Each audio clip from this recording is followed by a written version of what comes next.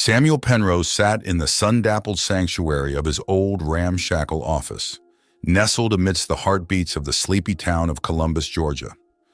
A scarred wooden desk lay before him, buried under a cascade of news clippings, scribbled notes, and half-empty cups of long cold coffee. His fingers danced a rhythmic waltz across the keys of his well-worn typewriter, capturing tales of church bake-offs and city council meetings. To the casual observer, Samuel was merely the custodian of the town's humdrum chronicles. But beneath the facade of mundane journalism pulsed a relentless seeker of truths, especially those that lay shrouded in shadow. Outside his window, Columbus unfurled like a languid southern belle, basking in the embrace of the golden afternoon sun. The murmur of the Chattahoochee River harmonized with the rhythmic clatter of the typewriter, creating a languid symphony. Columbus had always been a quiet town, its deep secrets lying dormant beneath the genteel veneer of southern hospitality and iced sweet tea. Interrupting the town's somnolent lull, the telephone's harsh trill cut through the office. His heart lurched involuntarily, an echo of his lurking paranoia. Old fears stirred, skittering like ghostly spiders in the corners of his mind. Yet he picked up the phone, his voice a soothing balm against the unseen horrors of his imagination. "Penrose," he answered, the word a fortress against the encroaching shadows. A gruff voice responded. "Sam, it's Wilkins. You remember old Widow Bailey's boy who works at the bank? He found something off about the accounts for the hallowed ground." A shiver rippled down Samuel's spine, unearthing the old whispers and rumors that clung like moss to the ancient cemetery. A wave of fascination washed over him, followed by a sense of impending dread, an inexplicable symphony of emotion that only a mystery could elicit.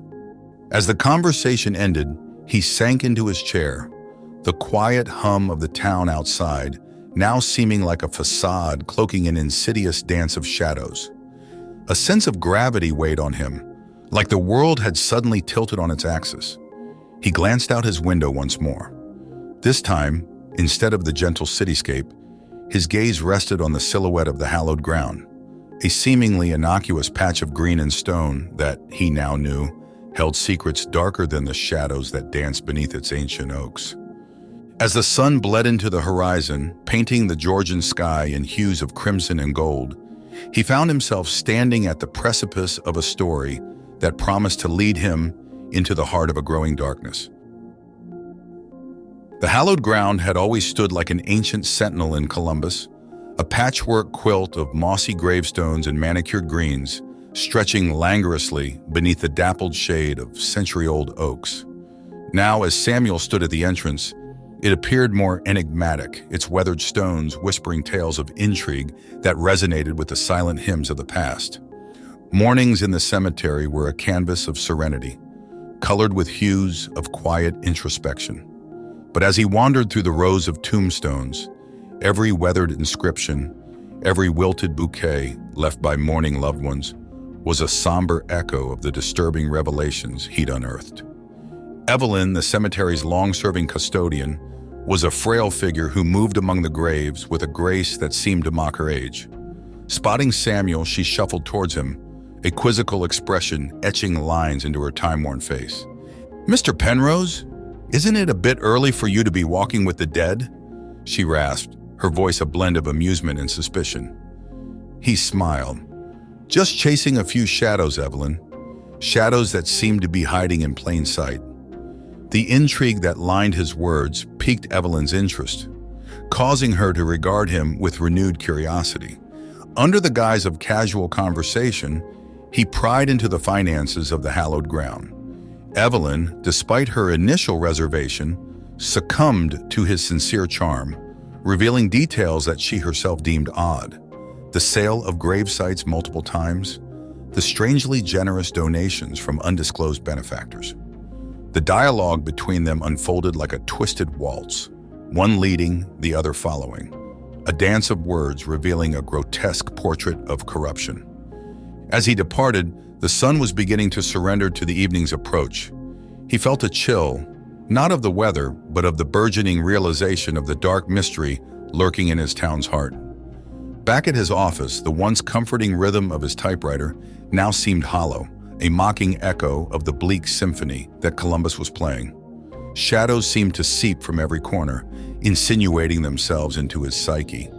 Nightmares began to infiltrate his sleep, with indescribable creatures dancing on the edge of sanity and cryptic symbols that appeared like ghostly fingerprints on his consciousness. The world around him seemed imbued with an eerie resonance, the tolling bells of an unseen cosmic clock. Yet he found himself undeterred. As each bizarre piece of the puzzle fell into place, the thrill of the chase compelled him forward. His town needed him. Columbus was entrapped in a labyrinth of deceit, its honest folks unaware of the lurking horror their town was harboring. In the lonely hours of the night, with only the ghostly moonlight for company, he felt a sense of resolve cementing within him. The town he loved was entangled in a web of corruption. Unseen and unimaginable forces were at play, their cruel games casting long and monstrous shadows over Columbus. But he was no stranger to darkness, and he knew that the only way out was to walk deeper into the shadows, to confront the disturbing and otherworldly mystery that was slowly gripping his town. As dawn began to peek over the horizon, he steeled himself for the next step, a deeper descent into the inky black maw of the unknown. Samuel had often marveled at the moon's spectral dance, its ethereal light playing upon the contours of Columbus, rendering the familiar strangely alien. Tonight, however, the moon bore witness to a transformation more sinister than aesthetic. As he ventured deeper into his investigation, whispers of a shadowy congregation began to reach him. The clandestine murmurs wove an ominous tapestry around the Keepers of the Void. This spectral moniker seemed to haunt the whispers, its presence amplifying the unease that had gradually spread like a creeping fog over Columbus. Dressed in the cloak of midnight, he found himself treading the eerie silence of the graveyard once more. He navigated the weathered tombstones, their cold etchings mirroring the chill that slowly gnawed at his spine. Yet his resolve remained steadfast, his every step a testament to his unwavering determination. The whispers had alluded to a gathering at the heart of the graveyard, the cult's unholy congregation weaving sinister incantations under the pallid moonlight. As he hid behind the gnarled embrace of an ancient oak, he beheld an unsettling spectacle. Figures cloaked in obsidian robes moved with a haunting synchrony, their faces obscured by hooded veils, their voices melding into an ominous chant that seemed to ripple through the fabric of reality. At the heart of the congregation stood an altar of jet-black stone, ornate symbols etched onto its surface glowing with an unearthly luminescence. Each haunting syllable of their chant, each grotesque contortion of their dance, seemed to tear at his understanding of reality, exposing him to a grotesque carnival of cosmic horror. His town, his Columbus, had become a stage for a narrative most horrifying, its unsuspecting denizens mere puppets in an interstellar puppeteer's grotesque play. Dawn found him back in his office, the scenes of the nocturnal congregation replaying in his mind, their dark spectacle casting a pall over the quaint familiarity of his surroundings. Conversations with his contacts brought further disturbing revelations. Prominent members of the town, businessmen, politicians, even seemingly harmless socialites, were entwined in this web of the cult. The realization was a punch to his gut. The corruption he sought to expose was not just a monster lurking in the shadows, but a cancer that had infiltrated the very marrow of Columbus. The tranquility of Columbus now seemed like a grotesque mask, its idyllic facade hiding a visage of cosmic horror. Yet, the tale was far from over. His heart pounded in his chest, a relentless drum echoing his determination. He knew he had ventured too far to turn back. The puppeteers of the cosmic horror show had to be exposed, and it fell upon his shoulders to illuminate the dark corners of his town. In the realm of the ordinary, shadows are merely absence of light, mundane and harmless. But Samuel, standing on the precipice of understanding, felt a deep conviction that the shadows of Columbus bore sinister dimensions, hiding secrets that dwarfed human comprehension. He had managed to retrieve an ancient tome from a contact wary of the Keepers. The book, bound in an unknown hide, was a dark catalog of cosmic horrors and rituals, its pages breathing an antiquity that seemed to resonate with the pulse of alien stars. As he flipped through the disturbing illustrations and cryptic texts, his perception of the universe began to unravel, revealing a cosmic tapestry woven with threads of unspeakable terror. His world shifted as if he were viewing his reality through a warped lens. Buildings skewed into impossible angles, faces of familiar townsfolk twisted into fleeting, nightmarish apparitions, and the air itself seemed to hum with an eerie, otherworldly energy. In hushed conversations with wary locals and veiled meetings with those estranged from the cult, he pieced together the malevolent puzzle. The Keepers of the Void, it seemed, had tethered Columbus to a monstrous reality, their rituals and machinations creating a bridge between their mundane world and an abyss of cosmic horror.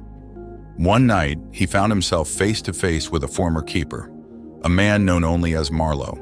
In the dimly lit corner of a forgotten bar, Marlowe, his face a weary map of regret and fear, revealed more of the keeper's grim tale. They had been using the hallowed ground, their rituals under the uncaring gaze of the moon, to court entities from beyond the veil, with the ultimate goal of unholy communion with these cosmic horrors.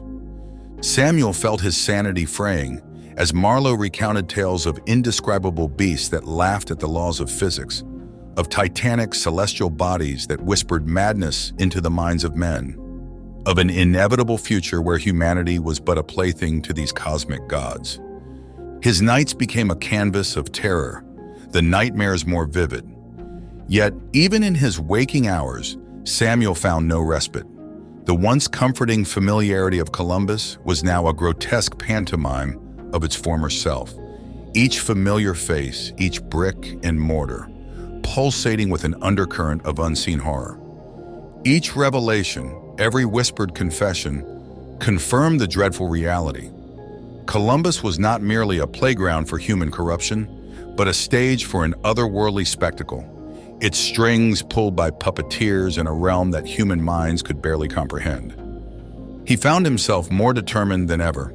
His heart echoed with the profound truth that his beloved Columbus was crying out for salvation from the monstrous cosmic entities that it had been entwined with. The dread, the paranoia, and the chill of fear that had become his constant companions only served to steel his resolve. He knew the path to truth was dangerous, perhaps deadly.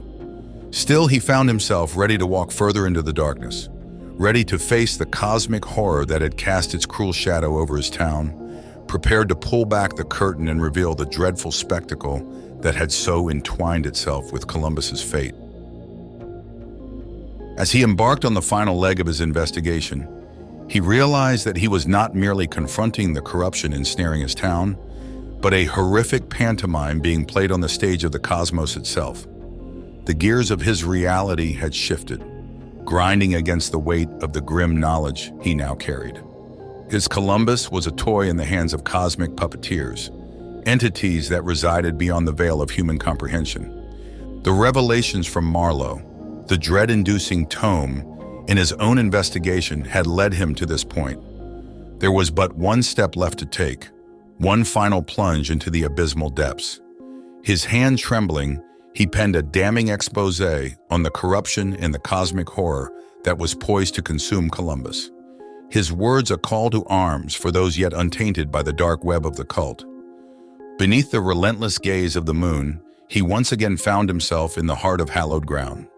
There, under the obsidian sky, the keepers danced their grotesque dance, their chants a harrowing melody that seemed to rip at the fabric of reality. He felt a presence, an overwhelming sensation of dread that rose from the bowels of the earth and permeated the air around him.